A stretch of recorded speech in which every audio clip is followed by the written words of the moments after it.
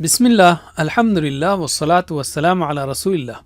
پارہ نمبر 23 کے اشارات۔ پہلا پاؤ، سورہ یاسین چل رہی ہے۔ اس میں رسول صلی اللہ علیہ وسلم کی رسالت کا ثبوت، بستی کی مثال، اللہ کی نشانیاں و احسانات، قیامت کی منظر کشی، ملامت اور وارننگ ہے۔ زمین و جوڑے، یہ نشانیاں ہیں۔ اللہ نے بنجر زمین کو سبززار بنایا، ہر چیز کے جوڑے بنائے۔ خرچ کرو کہا جاتا ہے تو کہتے ہیں کہ جسے اللہ نہیں کھلاتا اسے ہم کیوں کھلائیں۔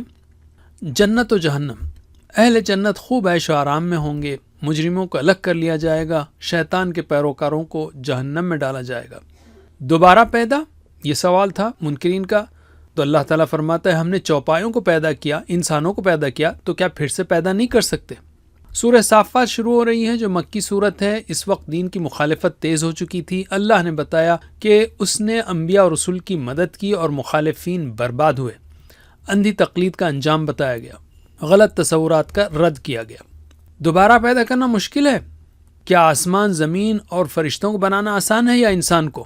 صرف ایک چیخ میں منکرین ذلیل ہو کر اللہ کے سامنے جمع ہو جائیں گے، پھر حسرت کریں گے۔ تو یہ ہے پہلا پاؤ۔ 3 کی ورڈز ہیں، زمین و جوڑے، خرچ، دوبارہ پیدا۔ دوسرا پاؤ، اکڑنے والے اور مخلص۔ مجرم لوگ اکڑتے تھے، محمد صلی اللہ علیہ وسلم کو شاعر کہتے تھے، وہ دردناک عذاب چکھیں گے۔ مخلص یعنی چنے ہوئے، یعنی نیک لوگ جنت کی نعمتوں میں ہوں گے، محفلیں سجیں گی۔ زقوم و حمیم، ظالموں کو زقوم اور کھولتا پانی ملے گا۔ ان لوگوں میں رسول آئے تھے مگر انہوں نے نہیں مانا۔ اللہ نے ہمیشہ رسولوں کی مدد کی اور مخالفین کو برباد کیا۔ تو یہاں مثالیں ہیں، مثلا نوح علیہ السلام۔ اسی طرح ابراہیم علیہ السلام نے بت پرستی کو غلط ثابت کیا، قوم نے انہیں آگ میں پھینک دیا لیکن اللہ نے انہیں بچا لیا۔ ابراہیم و اسماعیل علیہ السلام قربانی کے امتحان میں کامیاب ہوئے۔ موسیٰ، ہارون، الیاس، لوط علیہ السلام، ان سب کو اور ان کے ماننے والوں کو اللہ نے محفوظ رکھا۔ یونس علیہ السلام قوم سے ناراض ہو کر نکلے، کشتی پر سوار ہوئے، پھر سمندر میں ڈال دیے گئے، مچھلی نے نگل لیا تو انہوں نے اللہ سے دعا کی، اللہ نے نجات دی۔ یہ ہے دوسرا پاؤ اور اس کے 3 کی ورڈز ہیں، مخلص، ابراہیم، یونس علیہ السلام۔ تیسرا پاؤ، رسولوں کی مدد۔ رسولوں کی مدد کا وعدہ کیا ہے اللہ نے۔ سورہ صاد مکی ہے۔ اس میں بتایا گیا کہ قرآن کتاب نصیحت ہے لیکن کفار تکبر اور مخالفت پر تلے ہیں، مگر اللہ محمد صلی اللہ علیہ وسلم کو غالب کرے گا۔ اس میں 9 نبیوں کا ذکر ہے، سلیمان و داؤد علیہ السلام کا تفصیل سے ذکر ہے۔